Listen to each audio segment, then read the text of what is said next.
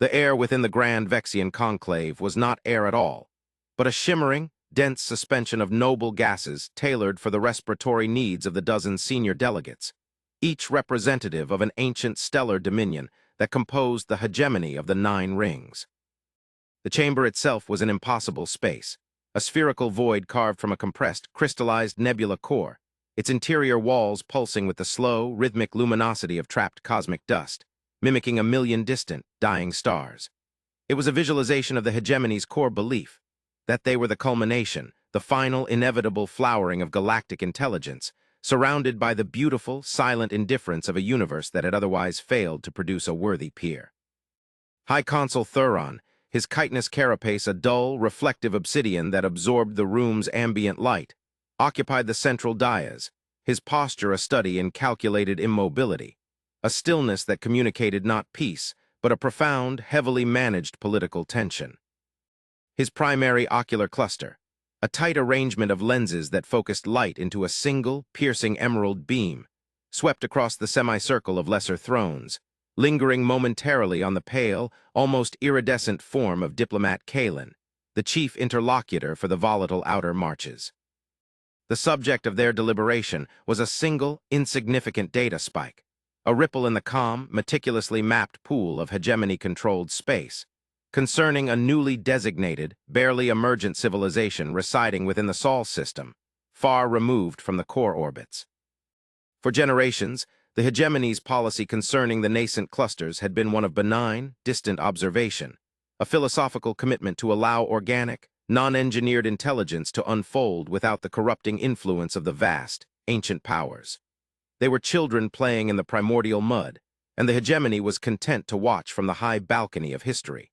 But the recent events had fractured the composure of that high balcony. The loss of the Argus Protocol 1, a deep-field reconnaissance drone equipped with the most advanced cloaking and non-invasive sensor package the hegemony could deploy, was not merely a mechanical failure. It was a conceptual impossibility. A civilization that had only recently mastered the sustained fission reaction and still relied upon rudimentary orbital propulsion should have been utterly incapable of even registering the drone's presence, let alone neutralizing it with such profound, absolute finality. The silence is the most disturbing variable, Kalen, Thuron finally articulated, his voice a low, resonant thrum that vibrated the very structure of the crystalline chamber, an acoustic manipulation designed to amplify his authority.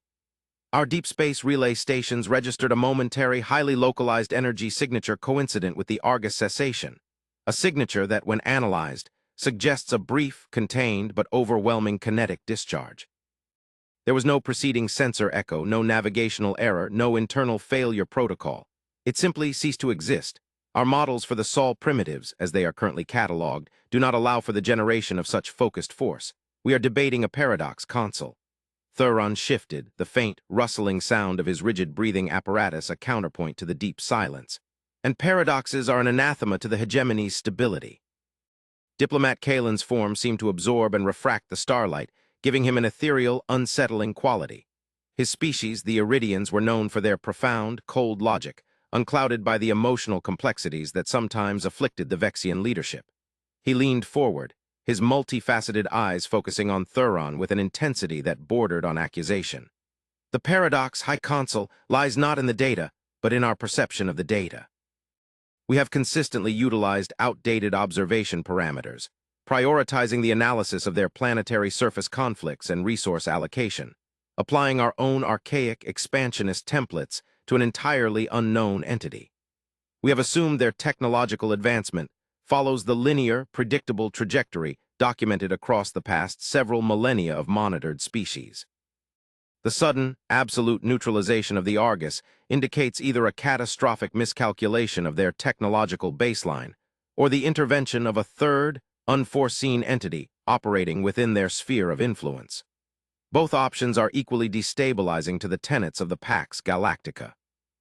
The third voice came from the military strategist, General Krill, a compact, heavily armored being whose natural habitat required immense atmospheric pressure.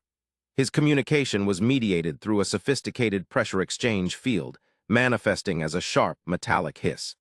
I submit that Kalen overcomplicates the issue with philosophical conj. Seature, the Sol system, is on the fringe. It is a region rife with debris fields and unpredictable gravitational anomalies. The most probable explanation remains a localized internal conflict, perhaps an experimental weapon test or a spontaneous planetary defense surge. That was simply too unsophisticated to be accurately tracked by our long-range sensors, and the Argus was an unlucky casualty. To elevate this human species to a threat level based on one lost drone is to validate their existence beyond the scope of their demonstrated capabilities. We should dispatch a covert, militarized observation unit, establish a perimeter, and contain the uncertainty, not debate the philosophical implications of a fringe species acquiring a rudimentary kinetic weapon. The debate stretched across the chamber's artificial twilight for what felt like cycles, a mesmerizing, terrifying dance between ingrained political certainty and the dawning, uncomfortable reality of the unexpected. The Vexian hegemony was defined by its history, a history of ascending to ultimate power through a methodical, eons-long process of absorbing, cataloging, and containing all known threats. Their cosmology was a strict hierarchy, placing them at the apex. To encounter an unknown variable that did not fit into their rigid taxonomy of primitive, developing, or peer was a profound shock to the hegemonic psyche. They had believed in the quiet, absolute confidence of ancient power that they were utterly alone in their current state of cosmic sophistication, that the universe's mysteries were few and manageable. The existence of a species that could, without warning or trace, erase a piece of their most advanced technology was a metaphysical affront. High Consul Thuron brought the debate to a halt with a gesture of his manipulator arm, the movement slow and heavy with decision. We will not risk a militarized deployment. That is precisely the unpredictable stimulus that often catalyzes emergent, violent expansion in primitive species. However, we cannot ignore the Argus incident. The principle of the Sol entity's isolation is now invalid. We will, therefore, initiate the Apheri Protocol, a single, non-threatening, unarmed diplomatic vessel, piloted by a multidisciplinary team capable of immediate cultural and technological assimilation. Its mission is to make contact, catalog their true capabilities, and most importantly, determine the source of the kinetic discharge. We must ascertain if they are the architects of the Argus's demise, or if they are simply victims of a larger, unseen intrusion. Kalen, your detachment will oversee the mission. Select a crew whose ethical constraints are absolute. We must be the very definition of calm, logical, and benign power. Let them see the serene face of the cosmos. Kalen accepted the mandate with a barely perceptible nod, the reflection in his eyes shifting from accusation to a deep, cold calculation. He understood the subtext. The hegemony was terrified of appearing vulnerable, and even more terrified of engaging a species that played by unknown rules. The serene face of the cosmos was a mask. Beneath it was the anxiety of an ancient power encountering its first truly novel threat in millennia. The High Consul's final directive was a desperate attempt to re-establish the narrative, to contain the growing panic that the universe was not, after all, a solitary, well-ordered garden. As the conclave began its slow, crystalline dissolution, folding back into the nebula core from which it was suspended, Kalen carried the weight of the mission. The first true diplomatic contact in the hegemony's modern history, and a growing, icy certainty that what they would find in the Sol system would irrevocably shatter the peaceful, arrogant solitude they had cultivated for so long. The transition from the simulated nebula of the conclave to the stark, functional reality of the diplomatic vessel, the stalwart principle, was a jarring philosophical shift for diplomat Kalen. The stalwart principle was a marvel of hegemonic engineering, a vessel that moved through the void not with thrust, but with a silent, subtle warping of space-time, designed to communicate an effortless, almost casual mastery over physics. Yet Kalen felt a profound, unprecedented sense of inadequacy. The journey to the Sol system, usually a period of detached academic preparation, was now an exercise in reviewing endless, contradictory data packets concerning the human species. Their history was a chaotic, bloody tapestry of internal conflict, technological leaps fueled by necessity, and an almost reckless pursuit of existential understanding. They were a species that had looked into the void and immediately began designing ways to survive it, not merely observe it. Upon arrival at the outer demarcation of the Sol system, a region of space the hegemony had designated as an observation zone, the serene, expected emptiness was replaced by something far more unsettling. The debris field was not the random scatter of asteroid fragments or cometary dust they had predicted. It was a dense, metallic graveyard, a field of ruptured hulls, shattered kinetic barriers, and the ghost echoes of high-energy weapon discharges that registered on the stalwart principal's passive sensors like the memory of a scream. This was not the aftermath of an internal conflict, nor was it the sign of a nascent civilization's experimental mistake. This was a battleground of epic, devastating proportions, a conflict that had been waged with technologies and energy signatures that pushed the hegemony's sensor tolerances to their absolute limit. Kalen felt the chill of deep cosmic dread. The battle had already happened. The Sol primitives had not been the perpetrators of the Argus destruction. They had been the location of a catastrophic interstellar engagement.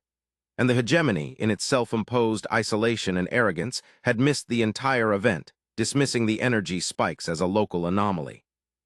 "Stabilize the field," Kalen commanded the navigation specialist, his voice a low, taut whisper over the secure channel. "Initiate the silent retrospective scan. Focus on residual heat signatures, energy-wake decomposition, and trace element analysis. I want a precise timeline of the conflict and an identification of the combatant signatures, however partial." The subsequent analysis took several agonizing cycles. The data stream that flowed back to Kalen's console was a nightmare of extrapolated violence. The conflict had been a brutal, multi-vector assault by an unknown, immensely powerful attacking force, which they tentatively labeled Signature X. The sheer volume of firepower unleashed was beyond the hegemony's modern doctrinal parameters. But the most shocking data point was the defending force. Against this overwhelming, technologically advanced assault, the primitive Sol species had deployed a defensive grid of such architectural sophistication and strategic depth that it defied all hegemonic understanding of emergent warfare.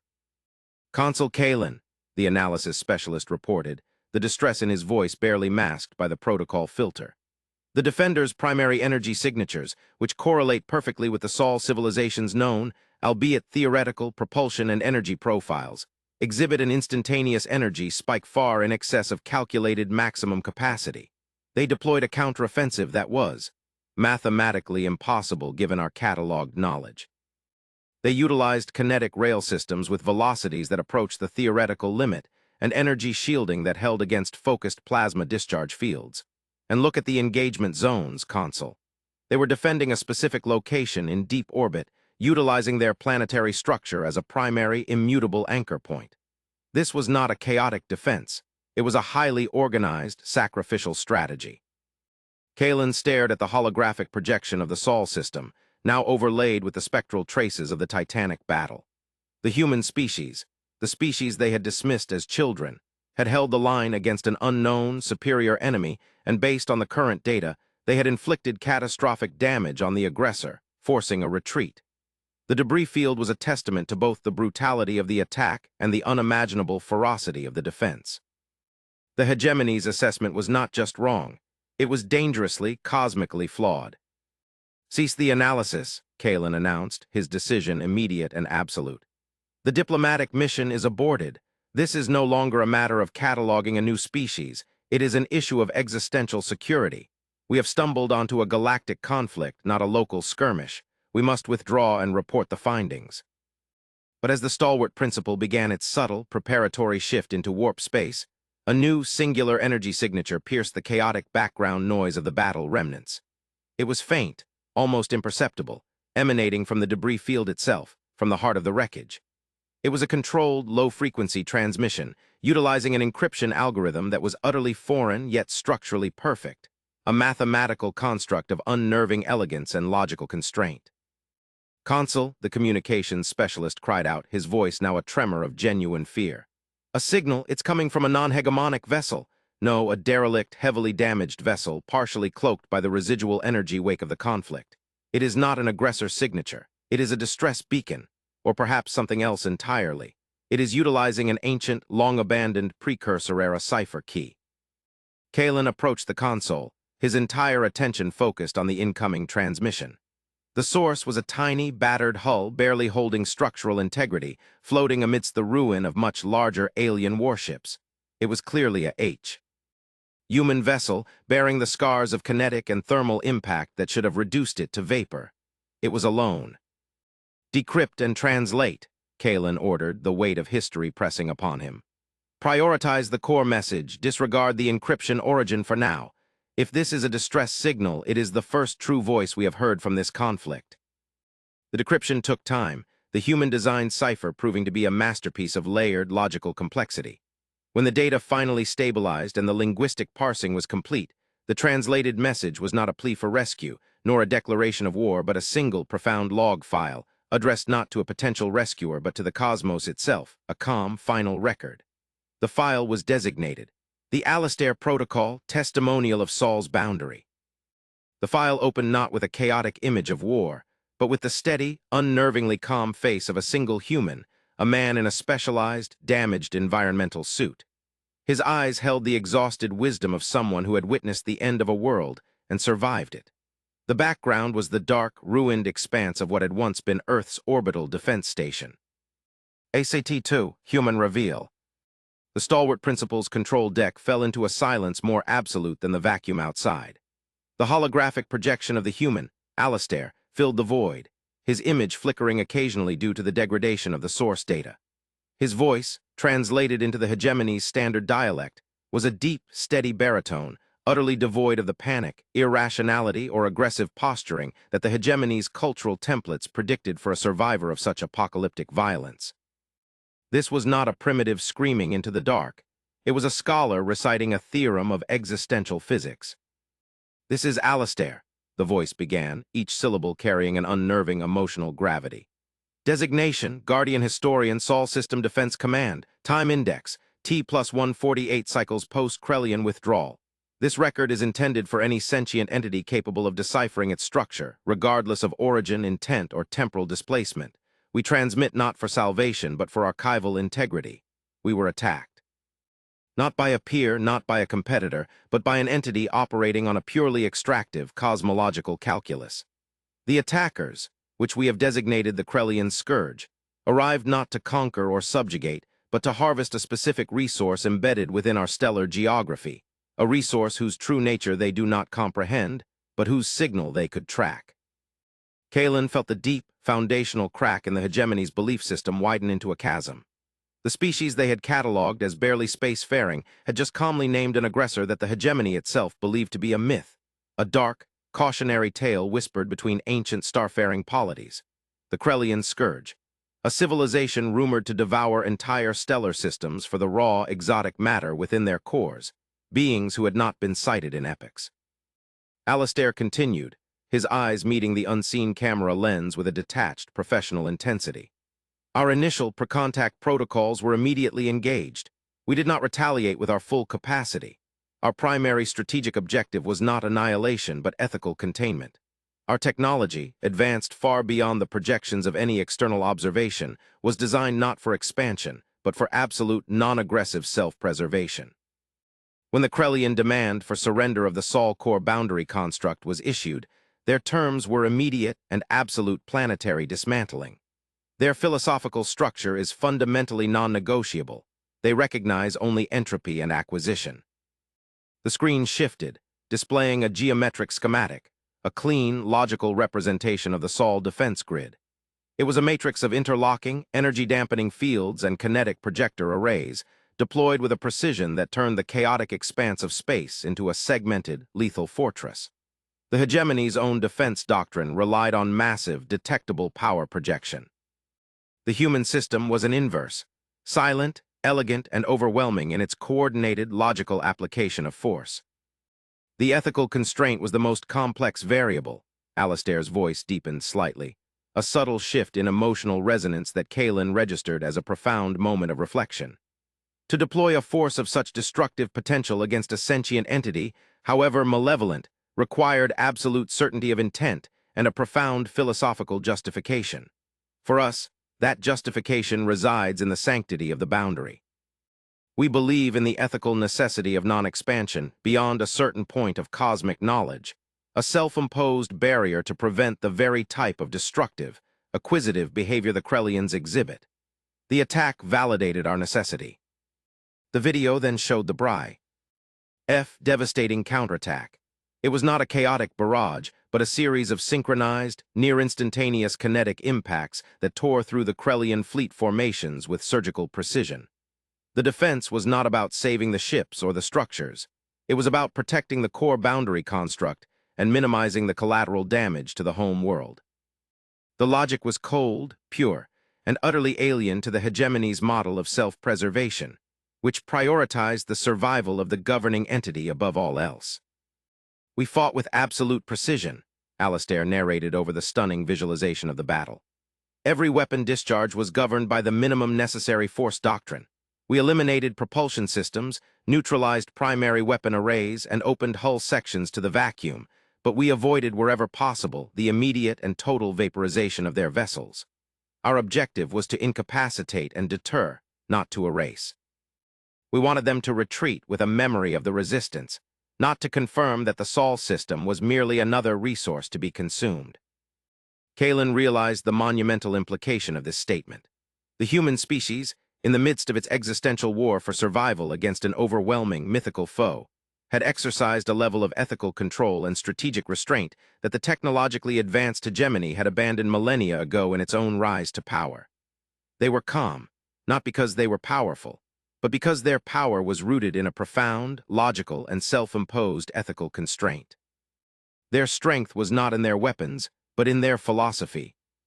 "The Krellian withdrawal was, by their standards, a rout," Alistair continued, the video now showing the battered, victorious defense fleet regrouping, its vessels holding an unnerving, perfect formation despite their wounds. "They suffered irreversible losses and, more importantly, a conceptual defeat. They had encountered an entity that valued something higher than raw power or resource acquisition. However, their departure is temporary. They know what we guard." The screen finally stabilized on Alistair's face. The exhaustion was now clearer, but so was an unwavering resolve. "The final segment of this transmission is a warning and an appeal directed to the larger galactic community, assuming such a community still adheres to the principles of preservation and observation. The Krellian scourge will return, and they will bring a force scaled not to destroy a nascent civilization, but to overwhelm a guardian. We have done our part. We have held the boundary at a great unquantifiable cost. We are wounded, but we are not broken. Our capacity for ethical, logical resistance remains absolute.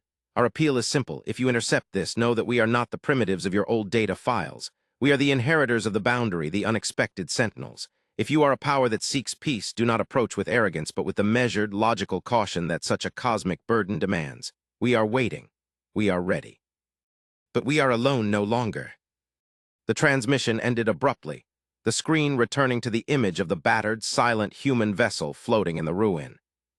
Kalen turned from the console, his movements slow, his internal computational processes in absolute disarray. The hegemony's entire framework of galactic politics, its arrogance, its isolation, its belief in its unique cosmic stature, all of it had been reduced to dust by the calm, ethical testimonial of one human survivor. They had dismissed a species that was, in fact, the quiet vanguard against a mythical scourge, a species that held a cosmic secret, and a species that had survived an apocalypse not with brute force, but with a calculated, ethical logic that was breathtaking in its maturity. "Initiate immediate full-power transmission back to the Grand Conclave," Kalen commanded, his voice now entirely devoid of the diplomatic formality, replaced by the weight of a monumental discovery. "Flag the transmission with the existential red alert. Inform High Consul Thuron that the Sol system is not a political problem, but a strategic imperative. We must return with the survivor and his vessel, and we must do so with all appropriate honors and protective measure. This man, Alistair, is not a primitive. He is the most important sentient being in the known universe. He lived to tell a tale that proves we were never truly alone, only willfully blind." The return of the stalwart principal to the hegemony core was not the quiet, measured event of its departure. It was a crisis of state. The existential red alert had mobilized the entire governing structure, and the Grand Vexian Conclave was reconvened not in its abstract, crystalline nebula, but within the secure, obsidian depths of the citadel of foundational truth, a chamber reserved only for revelations that threatened the core tenets of the hegemon. "Wise existence." High Consul Thuron, his composure now visibly strained, stood before the collected senior delegates.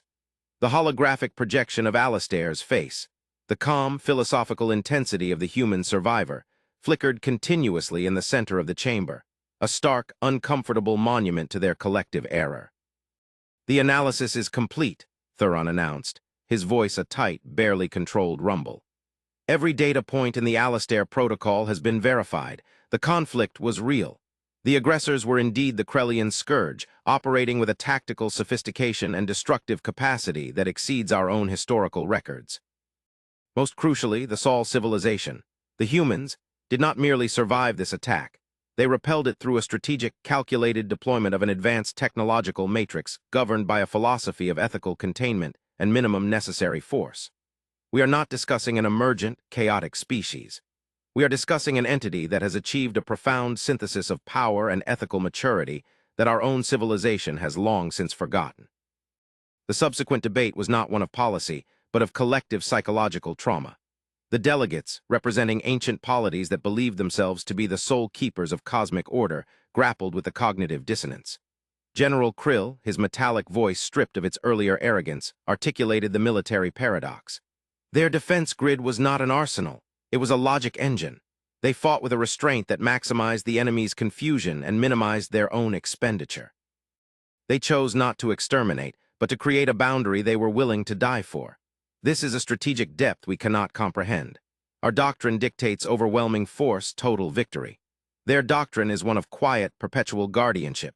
They are powerful not because they can destroy, but because they choose not to until the ethical calculus of the situation leaves no other choice.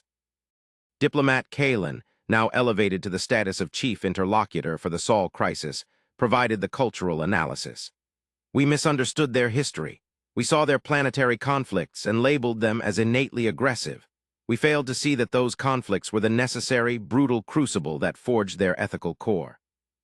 The human capacity for self-reflection and ideological purity, born from endless internal struggle, led them to the conclusion that cosmic power must be wielded with absolute logical morality. They built their advanced technology after they built their philosophical consensus. We built our technology first, and then struggled, and often failed, to impose philosophy upon it. They are older than us in their maturity, if not in their chronology." The gravity of the situation solidified into a single, collective realization. The hegemony had been operating under a false premise for millennia. They had celebrated their solitude, but in reality they had been complacent, a civilization petrified by its own historical success. The humans, forged in the fires of immediate, existential threat, represented a dynamic, ethical power that was now essential to the hegemony's continued existence. High Consul Thuron, his form finally relaxed from its rigid political posture, signaled for silence. "The question is no longer one of threat assessment, but of alliance. The Alistair Protocol concludes with a stark warning: the Krellians will return. And when they do, they will not be met by a single system's defense, but by the coordinated response of a galactic power. We must approach them with the deference due to an equal, perhaps even a conceptual superior. We will send a full delegation, led by Diplomat Kalen, to the Sol system. The message will not be one of condescension or resource offers. It will be a sincere appeal for a unified defense, a request for knowledge, and a formal apology for our historical blindness." But the decision to form an alliance, monumental as it was overshadowed by the necessity of retrieving Alistair himself. The human survivor's vessel had been stabilized by the stalwart principal's medical and engineering teams, and Alistair was brought to the Citadel, kept in a carefully controlled environment, his body healing, his mind adjusting to the sudden, overwhelming proximity of an alien power he had only just formally addressed. His meeting with the High Consul was an event of profound historical weight, conducted in a simple, unadorned chamber, a deliberate choice to communicate sincerity. Alistair, now out of his damaged suit, his posture still radiating an exhausted, quiet intensity, faced the High Consul and Diplomat Kalen. Thuron initiated the contact, his voice modulated to a tone of deep respect. "Alistair of Sol, the hegemony of the Nine Rings extends its formal, unqualified gratitude for your testimonial. We have been profoundly shaken by the truth of your conflict and the ability of your defense. We offer our resources, our knowledge, and our immediate military capability for the unified defense of your system and our mutual existence. We were wrong in our assessment of your people. We apologize for our arrogance. You are not primitives, you are the guardians." Alistair looked at the ancient, powerful figure of Thuron, his expression unreadable, a blend of weariness and deep, quiet logic. His reply was not emotional, but purely factual. High Consul Thuron, the cost of the defense was quantifiable. Lives were expended. The boundary was maintained. We seek neither retribution nor salvation. We seek logical partners in an inevitable, larger conflict. Your alliance is accepted on one condition, that you first understand precisely what it is we were defending. He paused, a momentary silence filling the space, thick with philosophical consequence. The Krellian scourge was not drawn to Sol for its stellar resources or its planetary environment. They were drawn by the signal of the etheric null gate, an ancient precursor-era structure we discovered several generations ago, buried beneath the ice of our outer moon. The gate is not a weapon, it is an aperture. It does not lead to another quadrant of this galaxy, but to the deep void, the space between galaxies, the true, eternal darkness. The gate is a technological marvel that offers unlimited energy extraction and instantaneous transit to anywhere in the known universe. Kalen felt a rush of cold air, the realization hitting him with the force of a kinetic impact. This was the large-scale reveal, the technological quantum leap they had missed.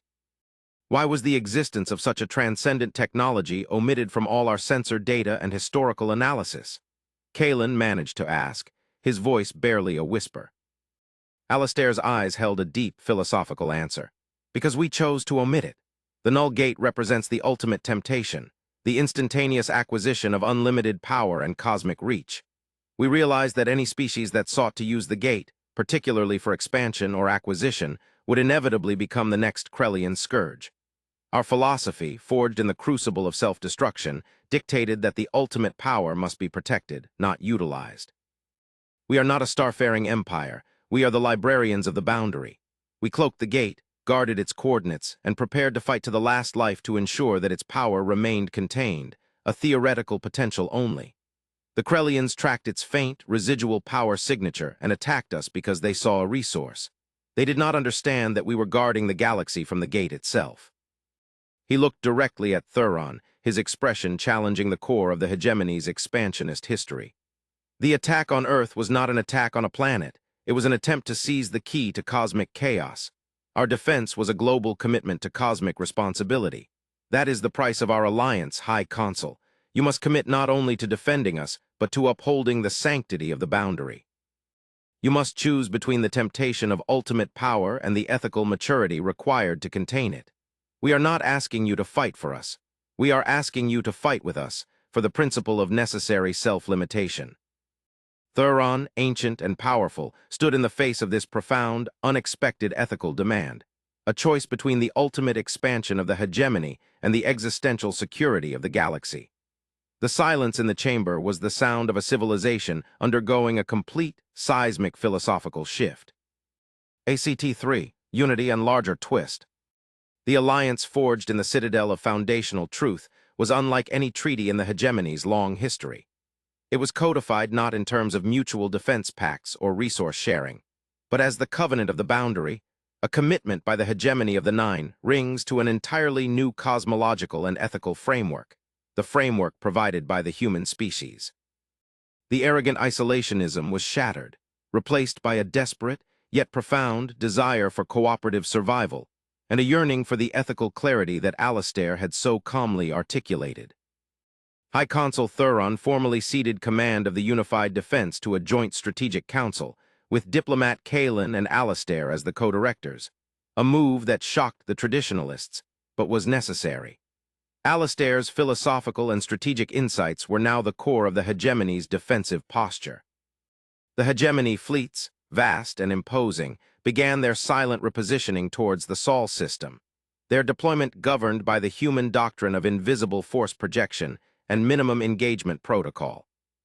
Alistair remained the quiet, central force in the unified command structure. His personal account, however, was not yet complete.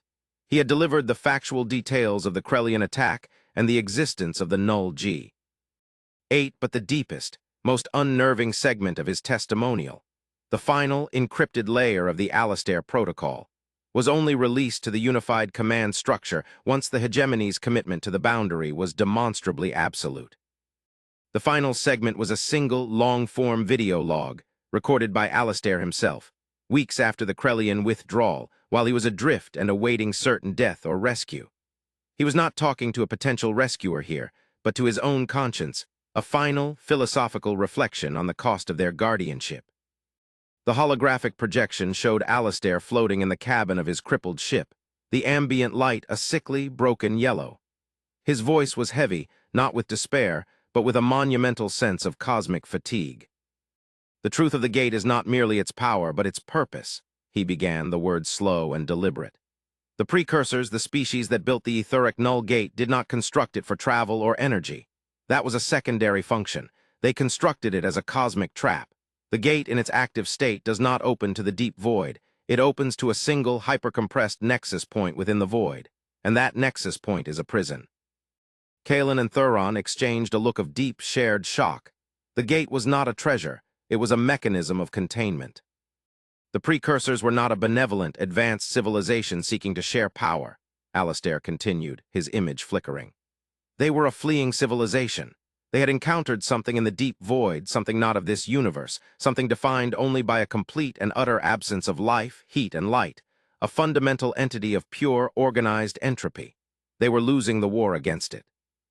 They built the gate, activated its ultimate function, and used its massive gravitational field to seal the encroaching entity. We have labeled it the void entity, within the single, compressed nexus point. The gate is not a doorway. It is the lock." Alistair's eyes, the eyes of the ultimate survivor, held a sudden, terrifying clarity. "The precursors then dispersed their civilization into 1,000 disparate low-technology refuges across the galaxy, shedding their power and knowledge, choosing biological survival over technological mastery. They abandoned the gate and allowed their existence to become myth, ensuring that no power, not even the remnants of their own, would ever be tempted to reopen the lock.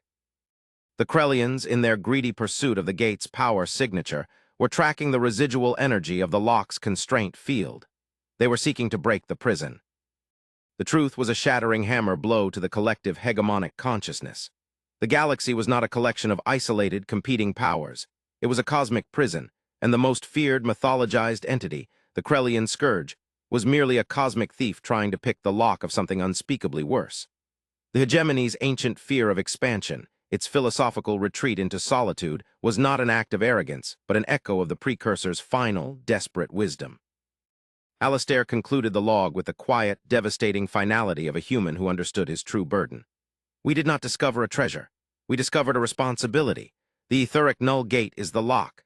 The void entity is the reason the universe is quiet. And the Krellians, in their short-sightedness, are the ones who will bring it all back into existence. My final act before abandoning the defense station was to install a dormant, encrypted command within the gate's core logic. The command is not a self-destruct. It is an ultimate failsafe. If the lock is breached, or if the Krellian hegemony-human conflict should inadvertently release the constraint field, the command will be activated. It will use the gate's remaining energy to transmit one final, precursor-era signal, a massive intergalactic pulse, designed to reach the remnants of the ancient precursor diaspora wherever they may be hiding. It is the final warning. The lock is broken. The void is here." The video log dissolved, leaving a cold, absolute silence in the unified command center. The initial crisis, the attack on Earth and the unexpected power of the humans, had dissolved into a threat of truly cosmic existential scale. The isolation they had cherished was gone, replaced by a profound, immediate unity forged in the shadow of a threat that transcended all known life. High Consul Thuron, his entire framework of existence reconstructed in a matter of cycles, looked to Alistair. His voice was no longer that of a High Consul, but of a student of survival. "The void entity, the lock, the precursor signal, this is the true nature of the cosmos. We believed we were alone, and now we understand that we were merely the custodians of a fragile, silent peace. What is your final strategic recommendation, Alistair? How do we defend a prison that we now know is the only thing sent? Standing between the galaxy and total, entropy-driven erasure."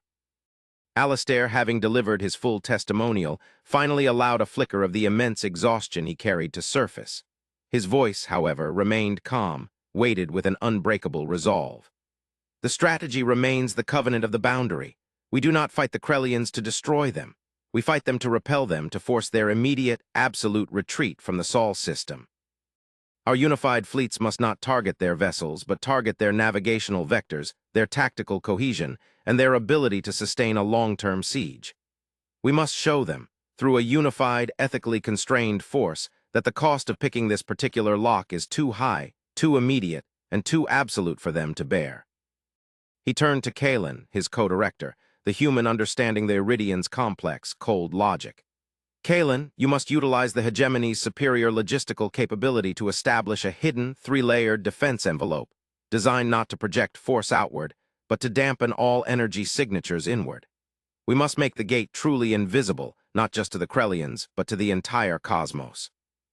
Our alliance must become the very definition of a quiet, ethical, and unbreakable wall. We fight for silence, not for victory. The subsequent mobilization of the unified forces became an act of profound philosophical cooperation. The arrogance of the hegemony was replaced by the humility of a greater purpose. Their vast fleets moved with a coordinated, intricate grace never before seen, adopting the human strategy of minimal signature and maximum efficiency. They were preparing not for a war of conquest, but for a war of ethical containment. The climax arrived not with a cataclysmic explosion, but with a silent, profound display of coordinated ethical power. When the Krellian scourge returned, as Alistair had predicted, they brought a fleet scaled for annihilation. They were met not by a chaotic defense, but by a structured, mathematically perfect counterforce. The unified fleets, human and hegemonic, deployed their kinetic barriers and energy dampeners, creating a shield that was not merely a physical obstacle, but a strategic and logical impossibility for the Krellians to overcome without suffering catastrophic, self-defeating losses. The battle was short, brutal, and utterly decisive. The unified force did not vaporize the Krellian fleet, but dismantled its tactical structure, neutralizing command vessels, isolating propulsion systems, and creating controlled breaches that forced the aggressors to spend massive amounts of energy stabilizing their own crippled vessels. The human philosophy of minimum necessary force was applied on a galactic scale, and the result was an overwhelming, ethically justified rout. The Krellian scourge, baffled and broken by an opponent that fought with the cold, absolute logic of preservation rather than acquisition, retreated into the deep void. A memory of absolute, coordinated resistance burned into their tactical matrix. In the aftermath, High Consul Thuron stood in the silent command center, watching the sensor readings confirm the Krellians' final, distant withdrawal. He turned to Kalen and Alistair, the ancient alien looking at the human not as a survivor, but as a prophet. "The Covenant is preserved," Thuron stated, the words heavy with the weight of the new cosmic reality. "We fought for silence, and we won silence. We were wrong to believe we were alone. We were simply waiting for the true guardians to reveal the true scale of the universe." Alistair looked out at the stardusted void, now protected by a silence that felt earned, not inherited. "We are not guardians, High Consul. We are simply the beings who accepted the truth of the lock. The true challenge is not fighting the Krellians, but living with the temptation of the gate itself. The boundary must be perpetually guarded, not just from others, but from ourselves." And then the twist. The moment of unified reflection was interrupted by a single, unique energy spike, a massive intergalactic pulse originating from the core of the etheric null gate. It was not a weapon discharge, it was the signal. "The failsafe," Alistair whispered, his eyes widening with a blend of professional dismay and profound realization. The Krellians' close proximity, their desperate power surge, must have momentarily degraded the lock's constraint field just enough to trigger the dormant precursor command. It transmitted the full, unencrypted signal. Kalen brought up the analysis, his Iridian logic struggling to process the implications. "The message is propagating across the entire galactic quadrant. It is reaching every hidden civilization, every dormant outpost, every scattered remnant of the precursor diaspora. The lock is not broken, but the signal has been sent. The universe knows the boundary exists and that the lock has been compromised." "High Consul TH." Iran looked at the screen, which was now pulsing with the silent, vast echo of the precursor signal, a message that announced not victory, but the profound vulnerability of the cosmos. The Krellian scourge was a localized threat. The precursor signal was the beginning of an entirely new cosmic-scale conflict, a convergence of ancient, hidden powers who would either seek to aid the guardians of the lock or attempt to claim the gate for themselves. Alistair, the survivor who lived to tell the tale, stood between the ancient hegemony and the sudden, overwhelming expansion of the known universe. He looked at the two alien leaders, his voice calm, resolute, and weighted with the knowledge of the long, silent war that was just beginning. The universe is vast and we are not alone. That was the primary lesson of Earth's attack. But the deeper, more profound truth, Alistair concluded, his eyes holding the light of distant, newly awakened stars, is that the universe will only remain silent if we are strong enough and ethical enough to let it be. The Krellians are gone, but the guardianship has just begun. Welcome to the war for the boundary. The three leaders, human and alien, stood together, unified, facing the new, silent frontier that had just been announced by the ancient, desperate cry of a long-lost civilization. The true era of cosmic diplomacy and the true test of humanity's quiet, ethical power had finally arrived. The age of galactic solitude was over.